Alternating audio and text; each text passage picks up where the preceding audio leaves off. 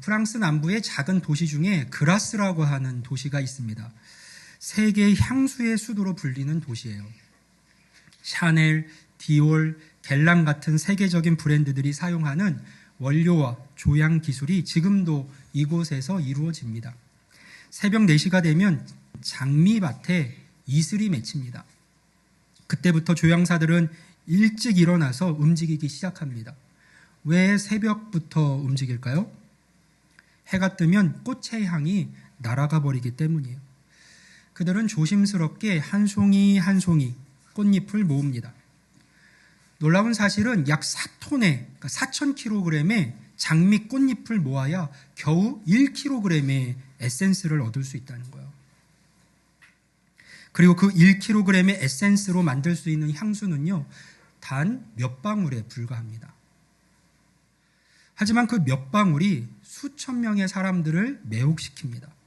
그 몇 방울이 공간을, 분위기를 변화시키죠.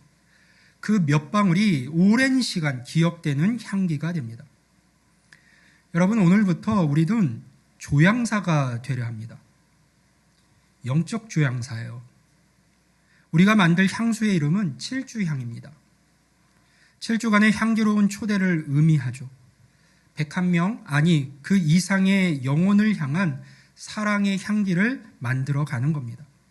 그리고 오늘 우리가 만들 그 첫 번째 향의 이름은 기도의 향입니다. 어떤 분은 이렇게 생각하실지 몰라요. 기도가 정말 힘이 있을까?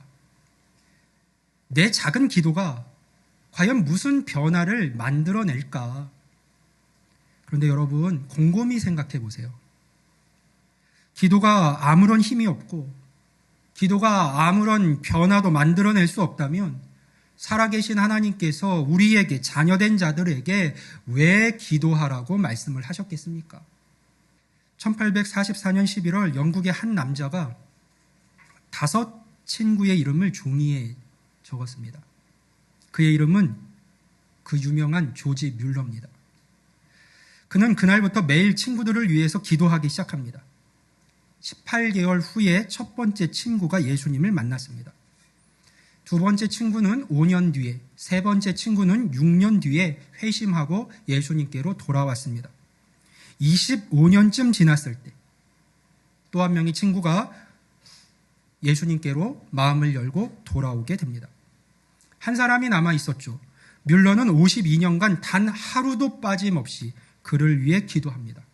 매일 아침 그의 이름을 불렀습니다. 주님, 오늘도 그를 기억해 주세요.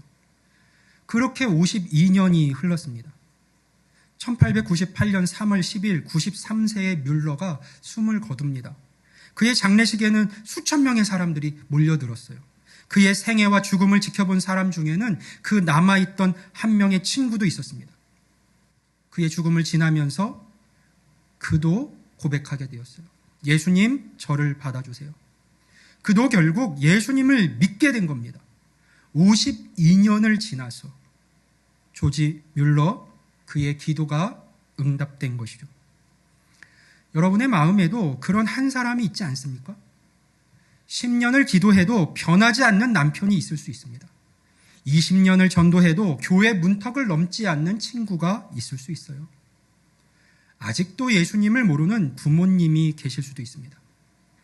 오늘부터 시작합시다. 그들의 이름을 하늘에 새기는 일을 시작합시다. 매일 5분 그 이름을 부르는 일을 시작합시다. 기도의 향을 한 방울씩 쌓아가는 일을 시작합시다. 작은 한 방울의 기도가 영원을 바꿀 수 있다는 사실을, 하나님께서 그 놀라운 일을 우리에게 맡기셨다는 사실을 우리 모두가 이 시간 기억합시다. 7주 11월 2일 이 자리가 어떻게 바뀌어 있을까요? 상상해 보세요. 지금은 빈 의자들이 새로운 얼굴들로 채워집니다. 낯선 목소리가 찬양을 부릅니다. 처음 온 이들이 은혜의 눈물을 흘립니다. 그리고 바로 그 놀라운 변화의 시작이 바로 오늘인 것이죠. 그 일을 가능케 하는 능력의 비밀이 바로 기도에 있는 겁니다. 오늘 말씀을 통해서 하늘이 우리의 기도를 어떻게 받는지 그 놀라운 신비를 같이 들여다보려 합니다. 오늘 본문을 다시 한번 읽어봅니다. 요한계시록 5장 8절 말씀인데요. 같이 한번 읽습니다. 시작.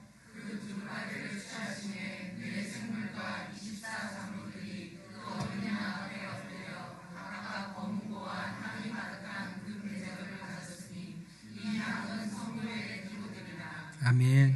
성경은요, 깜짝 놀랄 비밀 하나를 우리에게 전해줍니다.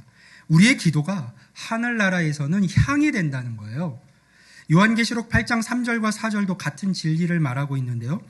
또 다른 천사가 와서 제단 곁에 서서 금 향로를 가지고 많은 향을 받았으니 이는 모든 성도의 기도와 합하여 보잡 금 제단에 드리고자 함이라. 향연이 성도의 기도와 함께 천사의 손으로부터 하나님 앞으로 올라가는지라. 아멘. 우리가 드리는 모든 기도가 향이 되어서 하나님께 올라간다는 것이죠. 그런데 향에는요, 세 가지 특징이 있습니다. 첫째는 향은 위로 올라간다는 거예요. 향을 피울 때 여러분 그 연기가 아래로 내려가는 것을 보신 적이 있으신가요? 없을 겁니다. 향은 언제나 위로 올라갑니다. 우리의 기도도 마찬가지예요. 아무리 무거운 마음으로 드린 기도라도, 아무리 더듬거리며 드린 기도라도 그 기도는 반드시 땅이 아니라 위로 올라갑니다. 하늘로 향합니다. 땅에 떨어지는 기도는 없는 것이죠. 아버지 도와주세요 라는 그 짧은 탄식도, 하나님 살려주세요 라는 절규도 다 하늘로 올라갑니다. 둘째로 향은 공간을 채웁니다. 제가 거주하는 그 목양실 공기가 책 냄새로 탁해지거나 식사 후에 음식 냄새가 빠지지 않고 가득 채워질 때가 있습니다. 환기로도 안 될 때면 가끔 종이로 된 인센스 향을 태웁니다. 어떻게 될까요? 새끼손가락만한 길이의 짧은 종이 향이지만 금방 그 향기가 방 전체를 채웁니다. 창문과 문을 열면 복도까지 그 향이 가득 차 퍼집니다. 우리의 기도도 그렇습니다. 여러분이 태신자를 위해 드리는 그 5분의 기도가 내가 거주하는 영적 공간뿐만이 아니라 그 사람의 영적 공간을 채웁니다. 그가 일하는 공간을 채웁니다. 그가 잠드는 침실을 채웁니다. 그가 운전하는 차 안을 채웁니다.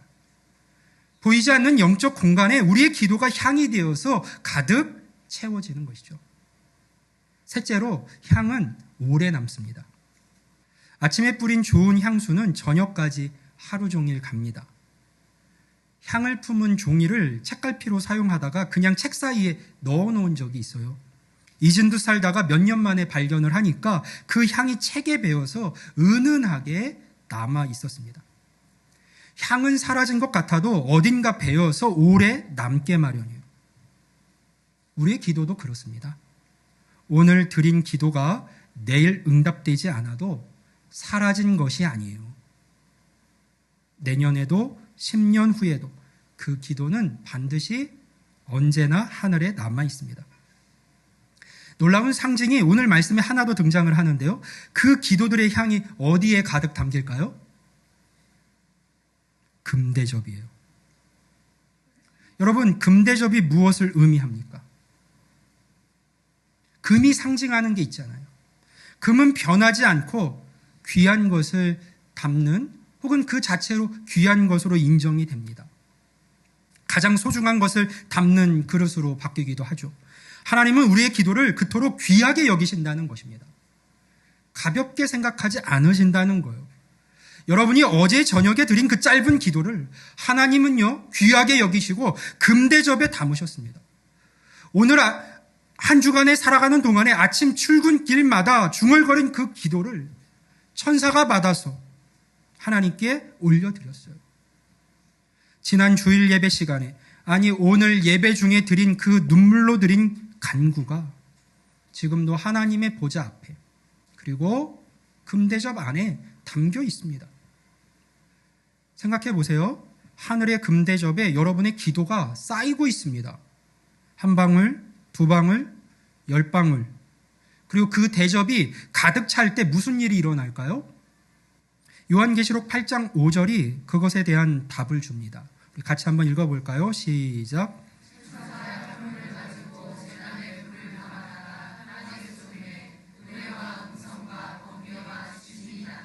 아멘.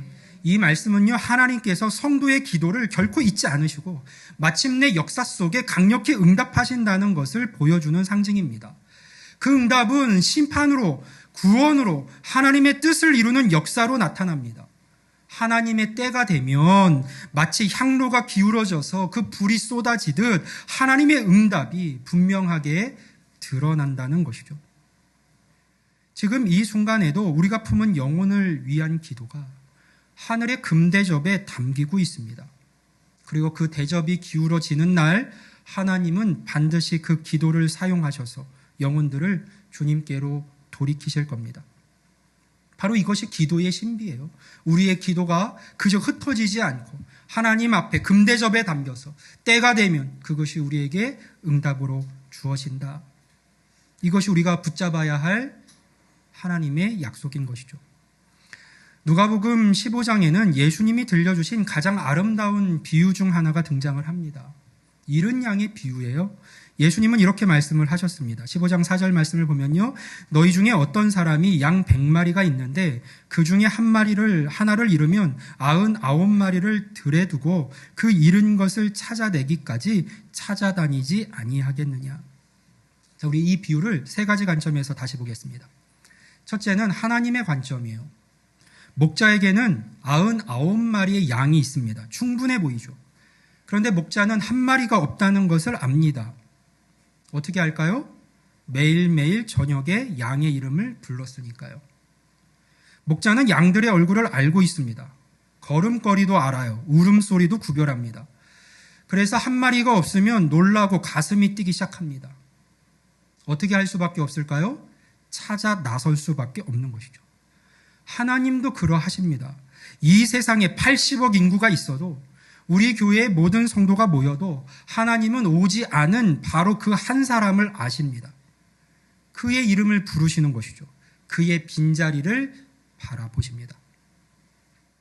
어떻게 하실까요? 그를 찾아 나서실 수밖에 없는 겁니다. 둘째로 잃어버린 양의 관점입니다. 양은 왜 길을 잃었을까요? 풀을 뜯어먹다가 한 발짝 또 한 발짝 멀어졌습니다. 고개를 들어보니까 무리가 보이지 않아요. 목자의 음성이 더 이상 들리지 않습니다. 두려움에 휩싸입니다. 늑대의 울부짖음이 들리고 절벽이 가까이에 있습니다. 가시덤불에 걸려서 움직일 수가 없어요. 울어도 아무도 오지 않을 것 같습니다. 여러분이 품은 태신자가 영적으로 바로 그렇습니다. 그들은 길을 잃었습니다. 인생의 목적을 모릅니다. 삶의 의미를 찾지 못해요. 불안하겠죠. 외롭습니다. 공허합니다. 겉으로는 괜찮은 척하지만 그의 영은 사실상 울부짖고 있습니다. 누군가 나를 좀 찾아주세요. 나를 좀 도와주세요. 셋째로 우리의 관점입니다. 우리는 어디에 있습니까? 우리는 한때 잃어버린 양이었습니다. 길을 잃고 헤매다가 목자의 품에 안긴 양이었어요. 이제 우리는 목자의 사랑을 아는 양입니다. 그 사랑이 얼마나 큰지, 그 품이 얼마나 따뜻한지 경험한 양입니다. 그래서 우리는 아직도 들판에서 헤매는 양들을 바라보며 목자의 마음이 이해되는 것이죠. 그렇다면 우리는 어떻게 해야 할까요? 목자의 마음을 이해하고 아는 것이면 족한 걸까요? 그저 그 마음을 알고만 있으면 되는 걸까요? 아, 양들을 향한 목자의 마음이 저렇게 처절하구나. 그냥 그렇게 인식하고 있으면 되는 걸까요? 고린도후서 5장 18절 이하에서 성경은 이렇게 말씀을 합니다. 우리 한 절씩 읽어볼까요? 그가 그리스도로 말미암아 우리를 자기와 화목하게 하시고 또 우리에게 화목하게 하는 직분을 주셨으니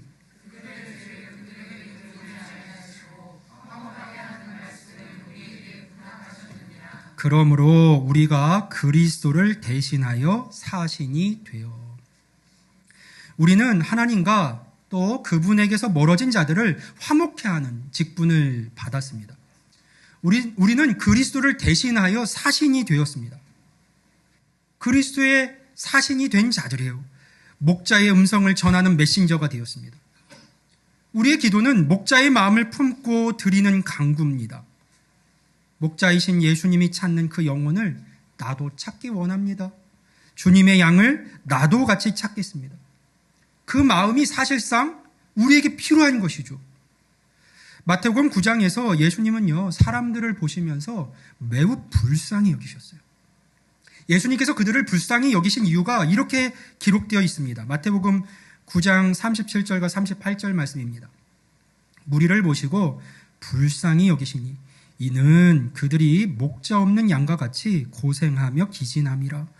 이에 제자들에게 이르시되 추수할 것은 많되 일꾼이 적으니 그러므로 추수하는 주인에게 청하여 추수할 일꾼들을 보내주소서 하라 하시니라. 아멘. 자, 목자 없는 양과 같이 고생하며 기진에 있는 자. 이것이 예수님께서 보신 모든 인간의 상태입니다. 지금 여러분이 마음에 품은 그 한 사람을 구체적으로 떠올려 보세요. 직장 동료, 이웃, 오래된 친구, 사랑하는 가족들 말입니다. 세상에서의 성공 여부, 가지고 있는 재물, 건강 상태, 삶의 환경은 다 다를지 몰라도요, 예수님을 만나기 전에 본질은 똑같습니다. 목자 없는 양과 같이 고생하며 기진에 있는 자입니다. 그렇다면 이제 우리의 할 일은 무엇일까요? 추수할 일꾼이 없다는 주님의 그 말씀에 반응하여 주님, 내가 그 일꾼이 되겠습니다. 나를 보내주십시오 하는 것 아니겠습니까? 나를 일꾼으로 써주십시오 하는 것 아니겠어요? 우리나라 기독교 인구가 계속해서 줄어들고 있다고 합니다. 특별히 젊은이들이 교회를 많이 떠난다고 합니다. 그런데 생각해 보세요. 우리 교회의 절반만 한 영혼을 데려와도요, 이 예배당이 가득 찹니다. 단 한 명만 데려와도 많은 영혼들을 건질 수 있어요. 우리 교회의 3분의 1만 참여해도 수십 명의 영혼이 주께로 돌아올 수 있습니다. 아니, 단 한 사람만 와도 하늘에서는 잔치가 벌어집니다. 누가복음 15장 7절 말씀을 볼까요? 같이 한번 읽어봅니다. 시작.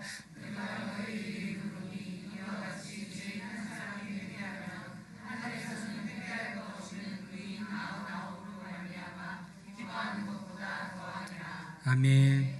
한 영혼이 돌아오면 하늘이 기뻐합니다. 천사들이 노래합니다. 하나님이 기쁘게 웃으십니다.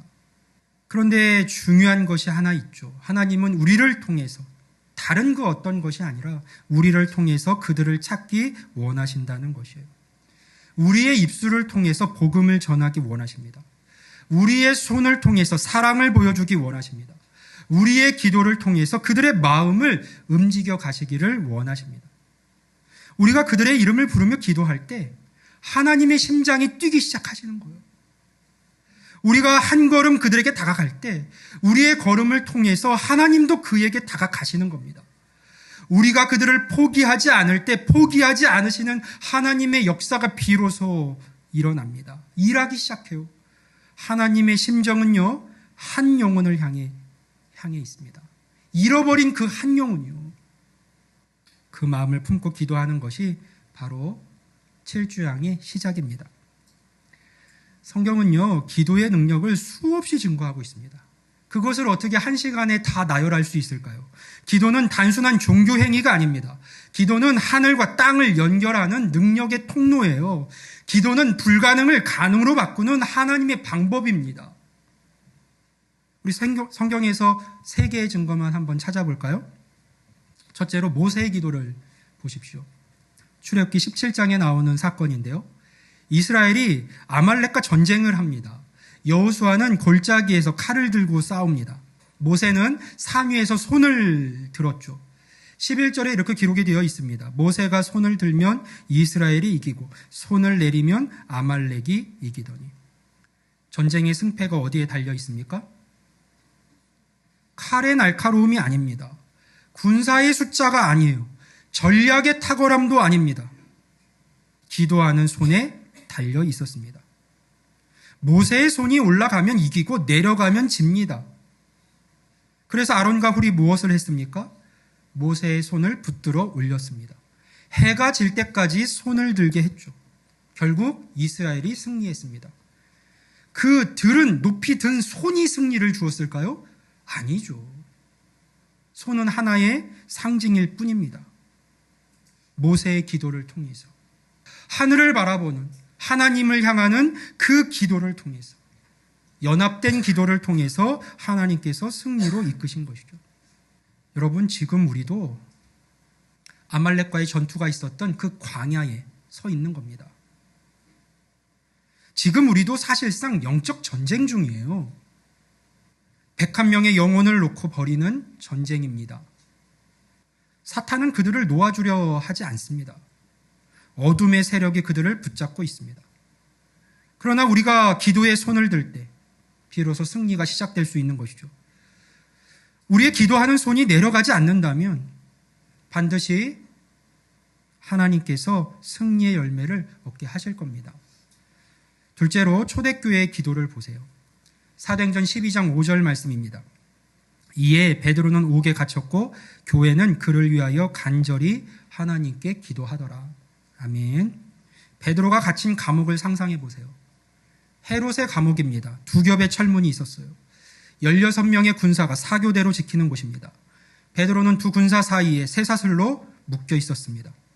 내일이면 처형될 예정입니다. 인간적으로는 절망적이죠. 벗어날 길이 없습니다. 불가능을 논할 수밖에 없는 자리예요. 그런데 교회가 무엇을 했습니까? 탈옥 계획을 세웠습니까? 들고 일어섰습니까? 아니에요. 마가의 집에 모여서 기도했습니다.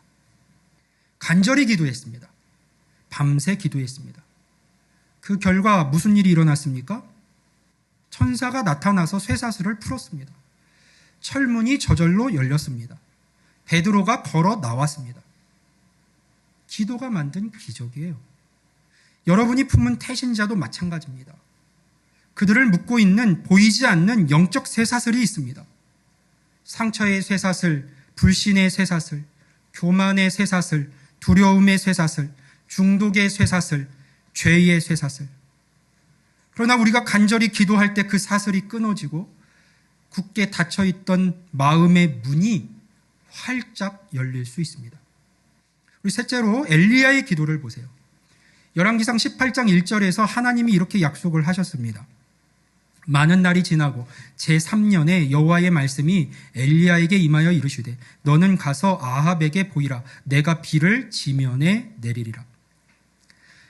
3년간 그 땅에 극심한 가뭄이 있었습니다. 내가 비를 지면에 내리리라. 하나님의 약속의 말씀입니다. 그 약속의 말씀 앞에서 엘리야가 무엇을 했습니까? 어떻게 했을까요?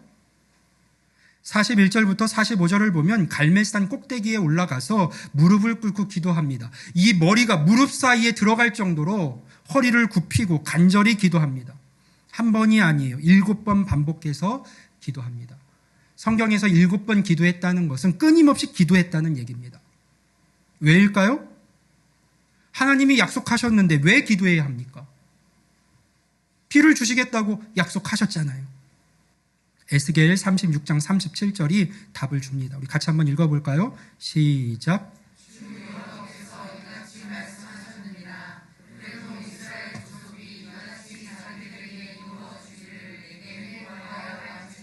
아멘. 기도에 있어서 매우 중요한 말씀이에요. 하나님의 약속도 우리의 기도를 통해서 이 땅에 실현된다는 것입니다. 하나님이 그렇게 일하시겠다는 거예요. 하나님은 홀로 일하실 수 있습니다. 그러나 우리와 함께 일하시기를 원하십니다. 그분은 우리를 동역자로 부르셨습니다. 우리의 기도를 통해 역사하시기를 하나님은 기뻐하십니다. 그래서 기도하라고 하신 거예요. 신약에도 하나님의 많은 약속이 담겨 있잖아요. 그분의 생각을 들어보세요. 베드로후서 3장 9절은 주께서는 아무도 멸망하지 아니하고 다 회개하기에 이르기를 원하시느니라 라고 말씀하고 있고, 디모데전서 2장 4절은 하나님은 모든 사람이 구원을 받으며 진리를 아는 데에 이르기를 원하시느니라 라고 말씀을 하십니다. 하나님의 이 마음이, 이 약속이 어떻게 이루어질까요? 그냥요? 아닙니다. 우리의 기도를 통해서 실현됩니다. 우리가 간구할 때 이 약속의 말씀이 성취됩니다. 우리가 구할 때 구하고 찾을 때 찾아지고 두드릴 때 열린다고 말씀하셨어요. 그렇게 일하시고 또 그렇게 경험할 수 있는 것. 그것이 기도의 신비고 기도의 능력입니다. 우리 구체적으로 한번 계산을 해봅니다. 우리 교회의 절반이 이 기도하는 일에 참여한다고 생각해 보십시오. 70명이 매일 5분씩 기도한다면 어떻게 될까요? 하루에 350분의 기도의 향이 하늘로 올라갑니다. 일주일이면 2450분의 기도의 향이 하늘로 올라갑니다. 7주간이면 17,150분의 기도의 향이 하늘로 올라갑니다. 280시간이 넘는 기도의 향입니다. 물론 숫자가 중요한 것은 아닙니다. 그러나 한 사람의 진실한 5분의 기도가 한 영혼을 살릴 수 있다는 것은 분명합니다. 영혼을 향한 눈물 한 방울이 천국 문을 그에게 열어 제낄 수 있습니다. 한숨 섞인 탄원이 하나님의 역사로 이어질 수 있는 것이죠. 무디는 이렇게 말했어요. 모든 위대한 부흥은 무릎 꿇은 한 사람에게서 시작되었다. 오늘 그 한 사람이 바로 여러분이 되면 어떻습니까? 여러분의 기도가 계룡지역의 늘사랑교회를 세우시고 영혼을 찾기 원하시는 그 하나님 앞에서 부흥의 시작점이 되면 어떻겠습니까? 기도는요, 우리가 할 수 있는 가장 작은 일이면서 동시에 가장 큰 일입니다. 가장 쉬운 일이면서 가장 능력 있는 일입니다. 가장 은밀한 일이면서 가장 공개적인 결과를 만드는 일입니다. 이것이 기도가 만드는 기적이에요. 역사입니다. 이제 가장 중요한 질문에 좀 답을 할 시간입니다. 어떻게 기도해야 합니까? 많은 분들이 기도의 중요성은 알지만 막상 기도하려면 막막해하곤 합니다. 무슨 말을 해야 할지 모르겠다고 이야기하기도 합니다. 또 얼마만의 시간을 해야 할지 부담스럽다고 호소하기도 합니다. 오늘은 좀 구체적이고 실천적인 방법을 여러분과 나누려고 해요. 어떻게 기도할까요? 첫째로 이름을 부르며 기도하십시오. 하나님은 우리를 이름으로 부르십니다. 이사야 43장 1절에서 내가 너를 지명하여 불렀나니 너는 내 것이라 하셨고, 출애굽기 33장 17절에서는 모세에게요, 내가 이름으로도 너를 알미라라고 하셨어요. 우리의 이름만 부를 뿐만이 아니라 하나님은요, 우리가 부를 당신의 이름도 많이 알려주셨어요. 여호와 이레, 여호와 샬롬, 여호와 라파. 이름에는 능력이 있습니다. 이름을 부르는 것은 그 존재를 인정하는 것이고 관계를 시작하는 것이에요. 더 나아가 책임을 지고자 하는 의도도 있겠죠. 그래서 구체적으로 이름을 부르면서 기도하는 것은요, 언제나 중요합니다. 하나님께서도 우리를 두리뭉실하게 아시는 거 아니에요. 우리 한 사람 한 사람의 이름을 부르시고 아시는 겁니다. 목자가 양을 알듯이요. 하나님, 김영수를 기억해 주세요. 주님, 박미영의 마음을 만져주세요. 성령님, 이철수에게 찾아가 주세요. 막연하게 우리 직장 사람들을 위해서 기도합니다가 아니에요. 김중사를 위해, 이대리를 위해 기도합니다라고 구체적으로 그 사람의 이름을 부르면서 기도하십시오. 우리 이웃을 축복합니다가 아니라 302호에 살고 있는 최씨 아저씨를 축복합니다라고 분명하게 그 이름을 부르면서 기도하십시오. 하나님은 바로 그 이름을 들으십니다. 어떻게 기도할까요? 둘째로는 333 기도법을 제안드립니다. 이것은 단순하면서도 하나님과 더 깊은 사귐의 자리로 나아갈 수 있는 아주 좋은 기도의 방법이에요. 먼저 3가지의 감사를 올려드리세요. 나를 위한 기도일 때는 나에 대한 기도고, 영혼을 위해서 기도할 때는 그 사람과 관련된 감사입니다. 하나님, 김중사를 만나게 해주셔서 감사합니다. 그가 건강하게 출근할 수 있어서 감사합니다. 어제 그와 좋은 대화를 나눌 수 있는 시간을 주셔서 감사합니다. 그렇게요. 감사는 기도의 문을 여는 가장 강력한 열쇠예요. 자, 다음은 세 가지의 간구를 드리는 겁니다. 실제적인 간구를 드리는 것이죠. 하나님, 먼저 그의 마음을 열어주세요. 둘째, 복음을 들을 기회를 그에게 허락해 주세요. 셋째, 우리의 만남을 지속적으로 축복해 주세요. 그렇게 구체적이고 분명한 간구가 좋습니다. 세 개의 감사를 지나 세 개의 간구를 드리시고 마지막으로 3분 이상 지속되는 기도를 드리세요. 짧게 느껴질 수도 있지만 그 시간 동안 진심을 담아서 기도하면 충분합니다. 타이머를 맞춰놓고 시작하는 것도 좋은 방법이에요. 어떻게 기도할까요? 셋째는 변화를 소망하며 기도하십시오. 하나님이 일하신다라는 것을 기대하면서요. 로마서 4장 17절은요. 하나님을 죽은 자를 살리시며 없는 것을 있는 것 같이 부르시는 이라고 말합니다. 여러분, 하나님의 창조 역사를 보세요. 무에서 유를 창조하신 분 아니에요? 우리의 생각으로는 불가능할 것 같아 보여도 하나님께는 아니에요. 하나님은 죽은 자를 살리시며 없는 것을 있는 것 같이 부르시는 입니다. 하나님은 그런 분이에요. 또 하나님은 아브라함에게 내가 너를 많은 민족의 아버지로 세웠다고 미래에 있을 일을 현재형으로 말씀하셨어요. 사실상 히브리어 문법에서는요, 두 가지 시제밖에 없거든요. 완료태와 미완료태. 그런데 하나님의 말씀은 언제나 완료태로 되어 있습니다. 약속하신 것은 반드시 이루어진다는 것이죠. 하나님이 말씀하신 것 반드시 이루어집니다. 그러니까 우리도 그 하나님의 약속을 붙잡고 기도할 때 소망을 품고 기도해야 하는 거예요. 두려움이 아니라 소망을 품고 태신자의 변화된 모습을 믿음으로 바라보면서 기도하세요. 지금은 완고해 보여도 그가 눈물로 회개하는 날을 소망하며 기도하십시오. 지금은 냉담해 보여도 그가 뜨겁게 찬양하는 날을 기대하며 기도하세요. 지금은 상처투성이어도 그가 치유받고 간증하는 날을 바라보며 기도하십시오. 시편 5편 3절에서 다윗은 이렇게 기도했거든요. 우리 같이 한번 읽어볼까요? 시작.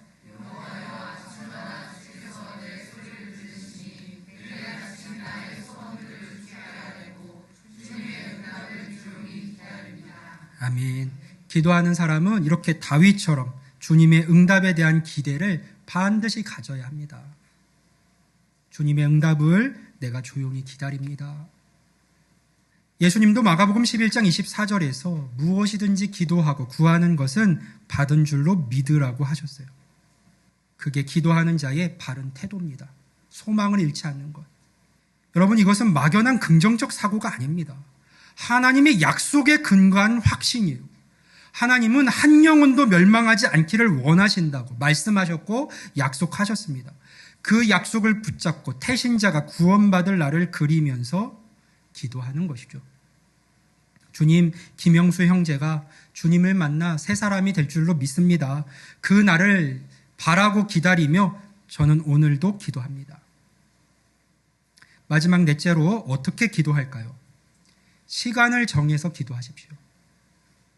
다니엘은 하루 3번 정한 시간에 기도했습니다. 베드로와 요한은 제9시 기도 시간에 성전에 올라갔습니다. 정해진 시간이 있으면 기도가 습관이 됩니다. 아침 기도는요, 축복의 기도의 시간입니다. 오늘 하루 그를 지켜주세요. 좋은 일들을 만나게 해주세요. 그에게 평안을 주세요.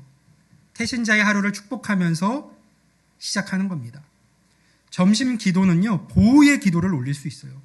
지금 이 시간 그와 함께 해주세요. 사고의 위험에서 그를 지켜주세요. 그를 짓누르고 있는 스트레스에서 벗어나게 해주세요. 한낮의 피곤함 속에서도 그를 기억하며 기도할 수 있습니다. 저녁의 기도는요, 마음을 위한 기도일 수 있어요. 마음을 위해 기도할 수 있습니다. 오늘 밤 그의 마음을 만져주세요. 영적인 갈급함을 그에게 심어주세요. 주님을 생각할 수 있도록 도와주세요. 하루를 마감하면서 그의 영혼을 위해서 간구하십시오. 특별한 장소가 필요하지 않습니다. 출근길, 차 안에서 할 수 있습니다. 점심 먹고 양치질 하면서도 할 수 있습니다. 잠들기 전 침대 맡에 잠시 앉아 기도드릴 수 있어요. 설거지 하면서도, 산책하면서도, 달리면서도 할 수 있습니다. 우리의 일상이 기도의 재단이 되는 것이죠. 어떤 분은 이렇게 생각하실지 모르겠어요. 나는 기도를 잘 못하는데 괜찮습니다. 여러분, 우리 자녀가 아프면 여러분 어떻게 하시겠어요? 하나님 도와주세요. 우리 아이 좀 살려주세요. 회복시켜주세요. 기도하지 않으시겠습니까? 바라지 않으시겠어요? 그게 기도입니다. 문장이 아름답지 않아도 되고 논리가 정연하지 않아도 됩니다. 진심이면 충분합니다. 혹은 시간이 없는데 라고 생각하시는 분도 계실 거예요. 그런데 정말 시간이 없으십니까? 하루 24시간 중 단 5분을 떼어놓을 시간이 없으십니까? 여러분 작정하시고 하루 중 5분의 시간을 따로 떼어 놓으십시오. 고작 라면 끓이는 시간입니다. 커피 한 잔 마시는 시간보다도 짧습니다. 유튜브에서 영상 하나 보는 시간이에요. 아침에 눈 뜨자마자 점심시간 한 귀퉁이에서 혹은 잠들기 직전에 5분만 따로 떼어 놓고 기도하십시오. 그 작은 시간의 헌신이 영원한 열매로 이어지게 되는 겁니다. 이제 우리 기도의 방법을 알았습니다. 이름을 부르며 기도하고 333으로 기도하고 변화를 소망하며 기대하고 시간을 정해서 기도하는 겁니다. 어려운 것이 있나요? 하나도 없습니다. 특별한 은사가 필요하지도 않습니다. 그저 시작하면 됩니다. 마음이 필요할 뿐이에요. 오늘부터 시작하면 되는 것이죠. 사랑하는 성도 여러분, 이제 말씀을 맺으려 합니다. 2000년 전 빌립보 감옥을 기억하십니까? 바울과 실라가 매를 맞고 착고에 채였습니다. 그런데 그들이 무엇을 했습니까? 한밤중에 기도하고 찬송했습니다. 그 결과 어떤 일이 일어났어요? 옥터가 흔들렸습니다. 매인 것이, 그들을 묶고 있었던 것이 다 벗어졌습니다.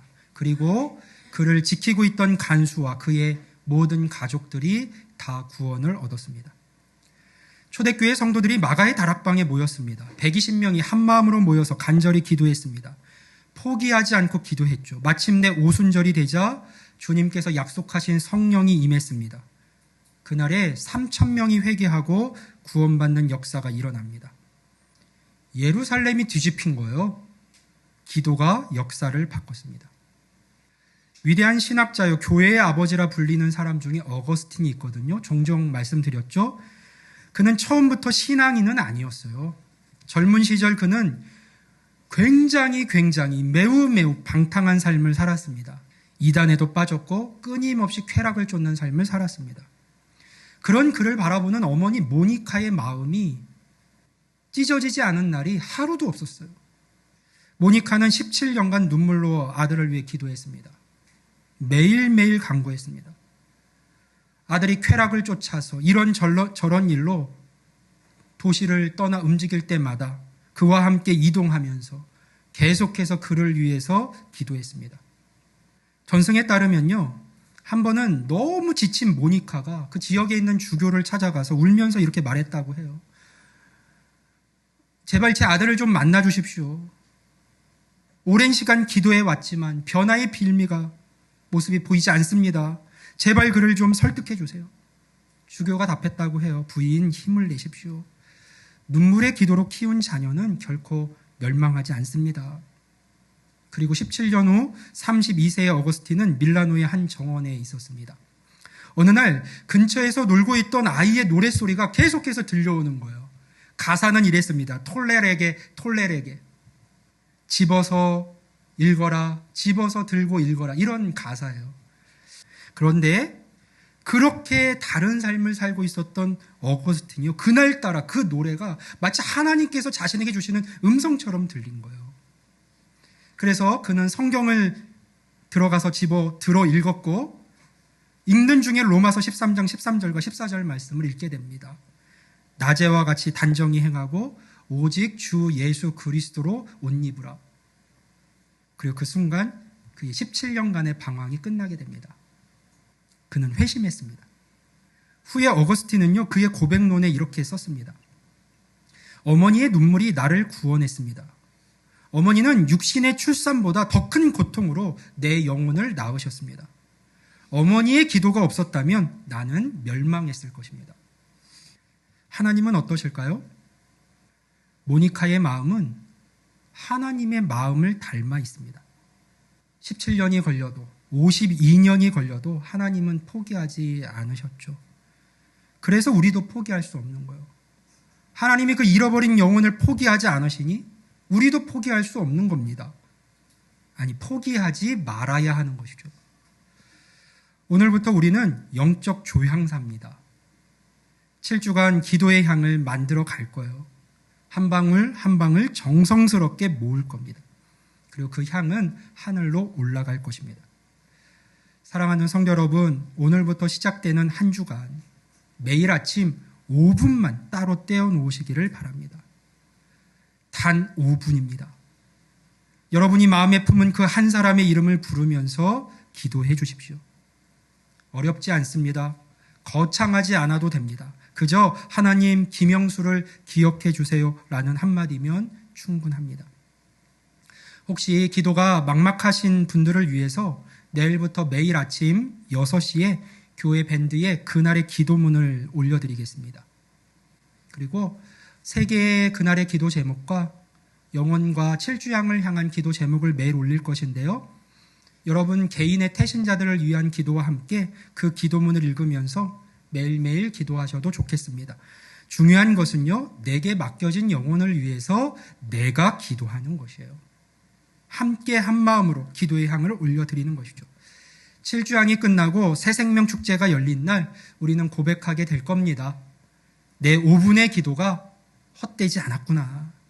내가 포기하지 않기를 정말 잘했구나. 하나님이 나의 기도를 들어주셨구나. 오늘 집에 가셔서 조용히 태신자 카드나 노트에 예수님을 만나게 해야 할 그 이름을 적어보십시오. 그리고 오늘 밤 잠들기 전 그 이름을 한번 불러보십시오. 주님, 내일부터 이 사람을 위해서 다시 기도하겠습니다. 함께 해주세요. 7주간의 향기로운 여정, 7주향이 오늘 시작됩니다. 우리가 드리는 기도의 향이 하늘에 가득 차오를 겁니다. 그리고 하나님께서 그 향을 받으시고 놀라운 일을 행하실 겁니다. 우리 기도의 향을 품고 사랑의 마음을 품고 영혼을 품고 나아가는 주님의 증인들에게 그분의 평강과 성령의 능력이 함께 하시기를 주님의 이름으로 간절히 축원합니다. 아멘.